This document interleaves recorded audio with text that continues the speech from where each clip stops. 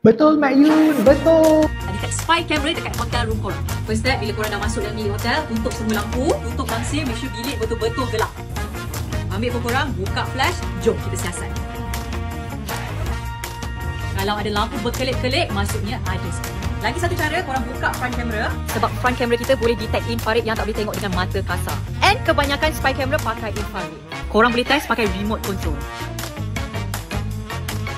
Kalau ada lampu bernyala macam ni, maksudnya ada spy camera. Rasa lebih selamat walaupun duduk sorang-sorang. Portable door lock ni sangat ringan dan senang nak dibawa ke mana-mana. Arahan untuk menggunakannya pun amat mudah. Masukkan dan selaraskan ke dalam lubang tombol pintu. Lepas tu tutup pintu bilik anda. Masukkan plastik berwarna merah yang keras tu dan selaraskan ke dalam lubang supaya pintu kukuh. Sekarang pintu telah dikunci dengan selamat.